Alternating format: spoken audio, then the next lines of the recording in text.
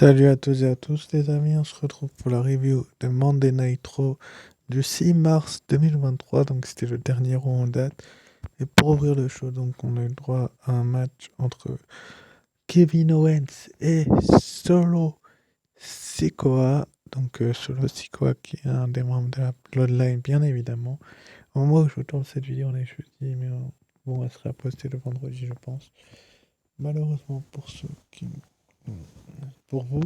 Mais en tout cas, j'ai beaucoup aimé ce que c'était que ce match entre Kevin Owens et Solo Sikoa, parce que Solo Sikoa a quand même mis en difficulté Kevin Owens, contrairement à ce que beaucoup d'entre vous pensent. Donc, c'est plutôt une bonne chose que Kevin Owens ait finalement remporté le match, même si c'est pas de manière clean.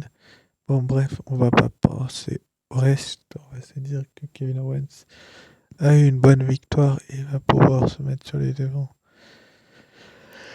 Excusez-moi, pardon, de la scène, mais en tout cas, Kevin Owens et Solo Sikoa sont deux excellents talents qui se sont affrontés à maintes et maintes reprises.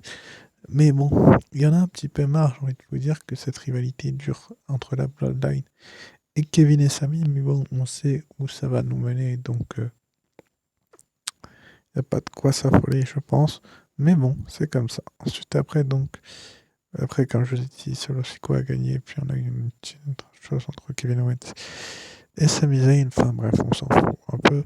Mais ensuite, après, donc, on a eu le second match pardon, de la soirée. Donc, c'était Bianca Belair, la championne d'Euro, qui s'est retrouvée face à la princesse du Staten Island, donc Carmella. Carmella qui a affronté Asuka la semaine dernière et avait perdu. Si je ne dis pas de bêtises, avait voulu s'en mêler en s'en prenant à Bianca Belair. Est-ce que c'était une bonne idée? Je ne sais pas trop. Il va falloir voir dans les prochaines semaines ce qui va se passer entre Bianca Belair et Carmella. Donc pourquoi pas une suite, mais en tout cas, c'est Bianca Belair donc, qui s'est imposée avec son KOD, son Kiss of Death en plein milieu du ring. Mais bon, Chelsea Green a bien évidemment essayé d'intervenir plusieurs fois à la suite. Donc c'est plutôt pas mal que la WWE ait fait une intervention de Chelsea Green. Donc finalement, c'était plutôt pas mal vu de la part des officiels que Chelsea Green soit intervenu. Mais bon, on savait très bien que Carmella allait perdre. Enfin, Bianca Belair est championne de roi depuis WrestleMania l'année dernière. Elle a un gros match qui l'attend cette année. Enfin, on avait du mal à voir une Bianca Belair être mise aussi autant en difficulté, enfin, aussitôt en difficulté.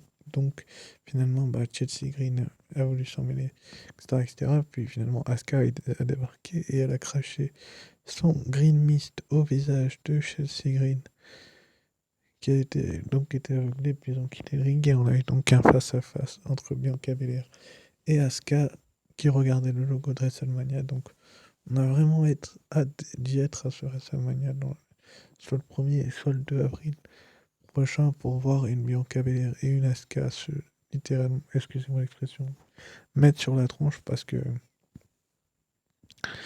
ça va être un match assez bon, je pense, même si on peut dire que Bianca Belair a envie de, comment dire, on peut dire ça comme ça, s'améliorer dans le ring. Un an de ring, c'est long, mais on verra bien la suite. Ensuite, après, donc, on a une petite promo, un petit clip avec Rhea Ripley, donc la Nightmare Rhea Ripley, qui nous a fait un petit clip officiel où elle nous parlait tout simplement de...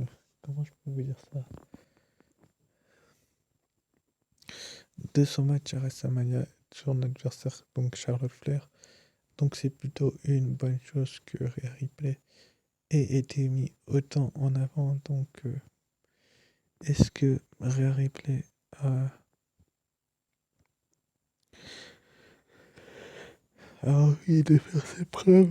Je ne sais pas trop, excusez-moi de bailler, je fais pas exprès. Mais en tout cas, Rhea Ripley va tout faire pour, comment dire, battre Charlotte. Elle l'a dit, elle l'a répété ces dernières semaines, mais là, on le sent vraiment que Rhea Ripley a envie de bien faire. Bon, c'est un point, on va dire, note du show parce qu'on n'a pas eu vraiment d'apparition de Charlotte Flair, on a eu une confrontation entre les deux. Mais bon, on verra par la suite. Ensuite, après, donc, on a eu le face-à-face entre Seth freaking Rollins et cet ingrat mal poli, tout ce que vous voulez, de Logan Paul. Je n'aime pas personnellement Logan Paul, Seth Rollins, c'est mon catcheur préféré. Il lui a coûté le titre de champion des États-Unis d'Amérique, donc c'est plutôt une bonne chose qu'il lui ait coûté ce titre-là, parce que s'il lui avait pas coûté, il aurait peut-être eu trop de mise en avant sur cette Rollins, donc c'est plutôt une bonne chose. Mais bon, bref, en tout cas, le segment était très bon, et en une seule droite, Logan Paul a couché cette Rollins. Bon, on va bel et bien avoir le match à WrestleMania. Comme je le présentais lors de la review de SmackDown que je vous ai faite vendredi, j'en étais quasiment sûr, ça sera apparemment le 1er avril dans la nuit 1, apparemment d'après Logan Paul. Bref, juste après, donc, on a eu un petit segment, enfin, une annonce comme quoi on aurait à nouveau le segment entre Roman Reigns et Cody Rhodes, enfin, on nous remontrait les images. Donc, vous savez très bien ce que j'en pense de ce segment-là. Donc je vais pas y revenir même s'ils l'ont rediffusé pendant Raw. Bref, en tout cas, c'était plutôt cool qu'ils nous le rediffusent pendant Raw, en fait, ce segment-là, parce qu'on aurait pu s'imaginer que Cody Rhodes soit pas assez mis en valeur vis-à-vis de Roman Reigns. C'était pas du tout le cas. Mais bon, bref, vous savez très bien ce que je pense de ce segment. Ensuite, après, donc, on a eu le match entre Omos, celui qui affrontera Brock Lesnar du côté de WrestleMania, et Dolph Ziggler. Est-ce que Dolph Ziggler et Omos, est-ce que Dolph Ziggler a eu les épaules pour battre Omos? La réponse est simple, c'est non. Je vous l'ai dit plusieurs fois, les amis. C'est-à-dire qu'on sait très bien que Omos n'a pas ce qu'il faut pour battre Dolph Ziggler. Donc, comme on sait qu'il n'a pas ce qu'il faut pour battre Ziggler, pourquoi on met Ziggler face à lui, en fait? C'est parce que c'est un ancien champion du monde. Le match face à Lesnar n'aura rien à voir, hein, je préfère vous le dire tout de suite. Bref, ensuite, après, donc, on a eu une vidéo en coulisses avec Paul Heyman, Jimmy Uso et Solo Sikoa. Donc, Paul Heyman qui a dit qu'il le blâmera, lui, à Jey Uso, Roman Reigns, si Jey ne reviendra pas dans ce show-là. Mais bon, on y reviendra plus tard. En tout cas, j'ai beaucoup aimé l'attitude de Paul Heyman qui est venu provoquer Jimmy Uso juste avant son match du soir, alors que Solo Sikoa lui avait perdu le sien. C'est-à-dire qu'on sent vraiment que Paul Heyman a envie d'installer le doute dans la tête de Jimmy Uso, ou Jey Uso en tout cas, puisse avoir installé le doute. Il a fait ce qu'il avait à faire. Enfin bref, ensuite après, donc on a eu le match entre Finn Balor et Johnny Gargano qui est annoncé par moi-même. Enfin, je l'avais annoncé. Et en tout cas, ce match-là, il a été vraiment, vraiment cool. On a eu un Finn Balor qui a tout fait pour battre Johnny Gargano, alors que Johnny Gargano faisait tout pour survivre, pour rester dans la rencontre. Mais bon, on savait très bien qu'à l'arrivée, Finn Balor serait sur de la scène. Mais après, est-ce que Finn Balor a eu une bonne chose et a pu s'en sortir? On ne sait pas trop. En tout cas, Finn Balor finalement a prouvé qu'il était vraiment. Donc une grande victoire pour... Non, une grande victoire, excusez. Une défaite de plus pour Finn Balor, c'est Johnny Gargano qui a remporté cette rencontre grâce à une intervention d'un revenant. Son nom, c'est Edge. Justement, le voici, Edge, qui est revenu. Il a déséquilibré Finn Balor qui s'apprêtait à porter son coup de grâce. Et donc après, il a tombé Johnny Gargano avec son finisher du coin. Je ne sais pas comment il appelle ça. Puis ensuite, après, Edge nous annonçait en coulisses qu'il allait call out. tout simplement s'adresser à Finn Balor la semaine prochaine du côté de Raw. Est-ce que ça va être un discours où Edge va défier tout simplement Finn Balor à WrestleMania pour que ça nous fasse un match de plus? Pourquoi pas? Ça serait vraiment intéressant de voir un Edge Finn Balor du côté de WrestleMania, histoire de mettre un terme définitif à cette rivalité, car on sait très bien que WrestleMania est l'endroit où ça termine les rivalités. Bref. Ensuite, après, on a eu Nikki Cross contre Piper Niven. Donc Piper Niven qui a agressé Candice LeRae en quiz après sa victoire de la semaine passée, et Nikki Cross était donc là pour la venger.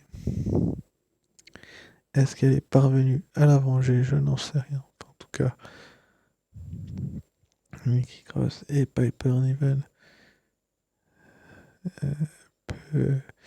ont prouvé que elles pouvaient bien se battre ensemble, mais bon, c'est assez décevant de voir que Nikki Cross, tout simplement, n'a pas vraiment existé dans cette rencontre. C'est-à-dire que Piper Niven l'a attrapé et lui a fait son finisher à un moment donné, alors que Nikki Cross se mettait sur ses flux, etc. Bref, en tout cas, l'alliance entre Nikki Cross et Candice LeRae est intéressante, mais après, est-ce que la WWE avait besoin de les allier? Je ne sais pas trop. Peut-être, peut-être pas. Il faudra voir dans les prochaines semaines ce que réserve la WWE ces deux lutteuses. Mais en tout cas, j'ai l'impression que cette feuille va continuer, mais un match à WrestleMania avec ces deux-là, je pense pas. Ces deux-là, par contre, ils seront bel et bien l'un contre l'autre du côté de WrestleMania. Ça a été annoncé lors du show, lors de ce face-à-face. On a eu donc un face-à-face entre John Cena et Austin Theory, donc l'ancienne génération, contre la nouvelle génération. Une sacrée promo pour un retour de John Cena. Je trouvais ça intéressant que John Cena et Austin Theory nous passent une aussi bonne promo. C'est malgré que la WWE fasse en sorte que John Cena soit mis en avant. Austin Theory il a été mis aussi. Ils ont écrit la promo ensemble et je l'ai trouvée plutôt bonne, les amis. Je vais pas vous mentir. Elle a été assez bonne pour ce type de rencontre-là. Mais bon, est-ce que John Cena et Austin Theory avaient besoin de faire une aussi bonne promo? La réponse, elle est simple, c'est oui. C'est-à-dire que si on n'avait pas eu une aussi bonne promo, bah, on aurait été déçus et on va avoir un match à WrestleMania entre les deux. Et j'espère qu'il sera bon. Ensuite, après, donc, on a eu Cody Rhodes qui est venu voir et saluer John Cena. Enfin bref, ils se respectent énormément tous les deux. Tous les deux, du coup, auront leur match de championnat WrestleMania. Est-ce que les deux vont repartir champions? J'en suis un petit peu moins sûr, mais on ne sait jamais avec la WWE. Tout est possible et je pense que John Cena a largement les épaules pour s'en remettre. Enfin bref. Ensuite, après, donc, on a eu le match entre Chad Gable et Baron Corbin. Un match qui n'a pas vraiment de sens, mais c'est parce qu'il y avait le Maximum Male Model qui faisait, je crois, un shooting et Baron Corbin a été les enquiquinés. Et Baron Corbin a encore une fois perdu. J'ai envie de vous dire, il en a pas marre de perdre, Baron Corbin, à faire le clown. Je ne sais pas trop, mais en tout cas, tout ce que je sais, c'est, les amis, c'est que Baron Corbin a... Comment je peux vous expliquer ça? Aime bien se faire prendre pour un jambon, pour un bébête, un quoi, tout ce que vous voulez. Et c'est tout ce que j'ai à dire là-dessus. Ensuite, après, donc, on a eu une promo de Becky Lynch, Lita et Trish Stratus, donc les nouvelles championnes par équipe, et Trish Stratus qui était bel et bien présente pour s'adresser, on va dire, à Damage Control qui sont finalement arrivés.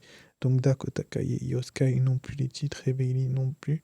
Donc Becky Lynch et Lita sont championnes par équipe et étaient bien et bien présentes, ainsi que Trish Stratus finalement. On a bien vu que... Comment je peux vous expliquer ça? La promo nous tournait très vite vers Salmania. Enfin, en tout cas, on a eu une très bonne promo entre ces deux équipes-là. Finalement, Trish Stratus a défié Becky Lynch, Dakota Kai et Io Sky à un match à Salmania. Et Bailey a accepté sans vraiment concerter ses deux coéquipières. Mais bon, on va bien voir du côté de WrestleMania ce que ça va donner. Et là, donc, dans le main event, Sami Zayn a affronté et battu Jimmy Uso dans un match qu'on va dire que il a été à peu près correct. Je vais pas vous dire qu'il a été correct, il a été à peu près correct parce qu'ils auraient pu beaucoup mieux faire. Mais il restait très peu de temps après le segment féminin qui nous a mené au match à 6 du côté de WrestleMania.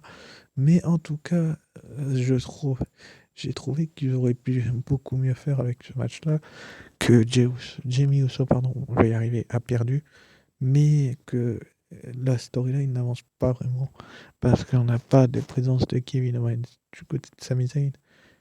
Et voilà quoi, finalement, Jey Uso donc a débarqué et c'est, on va dire, littéralement jeté rué sur Sami Zayn alors qu'il aurait pu ne pas le faire. Il aurait pu montrer le respect qu'il a pour Sami Zayn, mais non, il a préféré le trahir, enfin tout simplement ils ont fait un câlin, puis finalement Jey Uso s'est retourné contre Sami Zayn en lui foutant un super kick, il l'a attrapé par la moustache, puis ils l'ont littéralement détruit, et Cody Rhodes est venu faire le sauvetage pour clôturer le show, mais en tout cas j'ai trouvé que c'était plutôt une bonne chose que Jey Uso se retourne contre Sami Zayn, la Bloodline et sa famille, il a voulu, comment dire, jouer avec eux. Et il s'est fait littéralement rouler dans la farine, Sami Zayn, parce qu'il croyait vraiment que Jey Uso allait, comment je peux vous dire ça, rester là, contre sa famille. Enfin, c'était pas logique du tout. Roman Reigns l'a convaincu, je pense. Mais en tout cas, c'est une bonne chose. Donc, pour la semaine prochaine, donc comme je vous ai dit tout à l'heure, on aura un segment où Edge va caler out Finn Balor. Donc, est-ce que on va avoir une officialisation de leur match du côté de WrestleMania? Ce n'est pas du tout un problème. Improbable, pardon. Comme je vous ai dit, les amis, il y a de très fortes chances que le match soit officialisé pour l'une des deux nuits de WrestleMania, le plus grand show de l'année. Et voilà quoi, mais vraiment hâte de voir ce segment s'il est aussi bon que celui entre John Cena et Austin Theory. Mais aussi, j'espère ne pas être trop déçu parce que les deux m'ont déçu par le passé dans le segment. Ensuite, après, on aura aussi pour la première fois un match entre Bianca Belair et Chelsea Green qui sera très certainement accompagnée de sa nouvelle copine Carmella. Bon, Bianca Belair qui a battu Carmella cette semaine, qui se retrouve contre Chelsea Green. On va bien voir comment la championne d'Euro va se débrouiller la semaine prochaine. Est-ce qu'elle va encore une fois gagner? Il y a de très fortes chances, mais en tout cas, ce match-là, il va falloir avoir un regard dessus, car Chelsea Green demande énormément à être sur la carte de WrestleMania. Est-ce qu'elle sera rajoutée au match?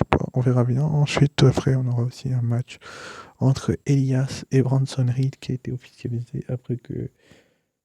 Comment il s'appelle? Le copain d'Elias, là, et a été voir Bronson Reed et lui dire ce qu'il disait. Rick Boots, voilà, je vais y arriver. Et donc, c'est tout ce qui a été annoncé pour la semaine prochaine. Donc, ça a été un très bon gros pour ma part. Donc, sur ce, je vous remercie d'avoir suivi cette review. Et je note le show 14/20 et je vous dis à très vite.